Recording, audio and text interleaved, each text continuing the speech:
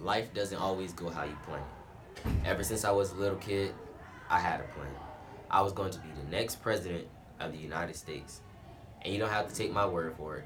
Just ask my teachers over at Hungerford Elementary, or the journalist who wrote about the young boy who was going to be the next Barack Obama. It was 2008, and my school was holding a poster contest to see who could make the best poster about Martin Luther King and how they could change the world like him. My poster had a drawing of me, Martin Luther King Jr., and Barack Obama on it. I talked about how I wanted to be the president so I could change the world. Well, did you know it? I won. I would be the next president. My life plan was in motion. I've always known that I was special. There's always been something inside of me that told me that I needed to be different, walk different, talk different, carry myself in a different way. It wasn't easy for me or anyone in my family growing up. Just like many of my friends, I grew up without a father in my life. It was difficult for me as a child, but I was very fortunate enough to have my mother and my grandmother close to me over the years. And they've always taught me to be the better kind of man. The truth is, however, my mom worked long hours, had a low-paying job, so we never really had much. It was my mom, my brother, my sister, and me, growing up together in a small community less than a mile from where I am right now. The Meadows, or Chocolate City as it's known. A place where you can't go one day without hearing someone screaming, seeing someone doing drugs or witnessing acts of violence, or watching people involved in some form of criminal activity. It was hard for me to grow up in these circumstances and not be influenced by what I saw. But me, I had a plan, and I was not going to let my circumstances determine who I would become. Every good plan has a strategy. I couldn't just say I wanted to change the world and wake up one day in some shiny reality with no problems in it. I would need help to get where I wanted to go. And I found it time and time again here at my Boys and Girls Club. My brother Vontae, who was 7 years older than me, would go there sometimes. He was a teenager when I was a little kid, so I wanted to do everything that he was doing. He told me what a great place it was, so I knew it was the place for me. He was always talking about Mr. Austin, the service director at the club. He spoke so highly of him, and with me not having a father around, it was someone that I could quickly look up to as a role model and someone that I could trust. Before I knew it, my strategy was being pieced together. When other kids would leave school, go run around the streets, I would be going to my club. If the other kids were smoking weed, drinking, or doing some bad choices, I would just go to my club. If I was upset about something at home or even at school, I always knew that there would be support at my club to point me in the right direction. Even after my brother stopped coming to the club and doing things that I disagreed with, I still went to my club. If there was one thing in my life that I knew for certain, it's that if I was going to my club, then I was doing the right thing.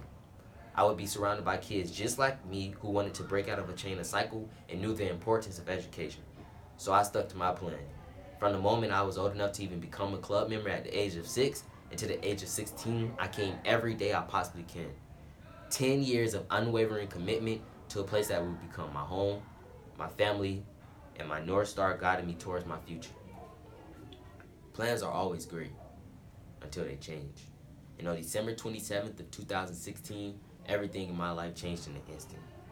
It was 3 a.m. when there was a knock at the door. It was the police. They said they found my brother on the side of the road in Altamont Spring. He was dead.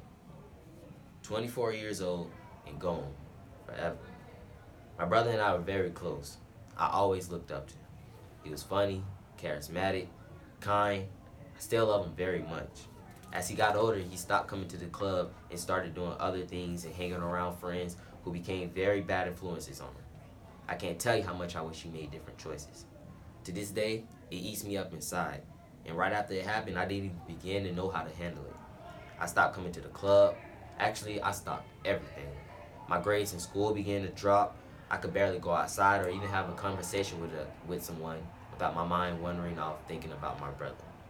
It is in these several weeks when I could have just lost my way and said, forget about my plan, my future.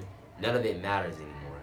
I was 16 years old, and at this point in my life, I've seen so many people give up on their dreams. I had more family members, friends, and neighbors than I can even count get thrown into prison. And my brother was murdered and left on the side of the road by people who he thought were his friends. Why was I still dreaming? What did it matter what happened to me? Why shouldn't I just end up like any of them? But that's not what happened. Even after who I forgot who I was, my club never did. After you've been going somewhere every day for 10 years, it doesn't take long for people to notice where you're going. My club family quickly reached out to me after they heard the news and called to see if I could come into Mr. Austin's office. When Mr. Austin brought me to his office, he looked me in my eyes and told me Vontae was about my age when he stopped coming to the club. He told me that there was no way he was going to let me make the same mistakes as my brother. My club family had my back. They wanted to provide me with every resource they possibly could to make sure I was okay in my head.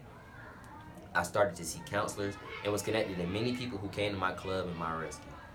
I met Miss Suzanne Dukes, who helped club members like me get ready to graduate high school, get everything they need ready to go to college. Thank you, Miss. Everything they need to get ready to go to college. We talked about how I was struggling in my Algebra 2 honor class. I was introduced to a tutor, Mr. Randy Ellington, who would come to the club several times a week to make sure I was getting the help that I needed. He worked with me for months while I pushed to get my grades back up. With everyone's support, I brought my math grades back up from an F to an A. More importantly, I began to remember who I was and what my plans were. If the Boys and Girls Club was not here, I have no idea what I would have done. My entire life would be different. The staff here that helped me put myself together when my entire world fell apart, they provided me with opportunities and programming to help me create a character, a foundation that wouldn't let me waver when I was at my weakest. My name is Shakevius Mack. I am 17 years old. I am proud to say that I am my club's Youth of the Year.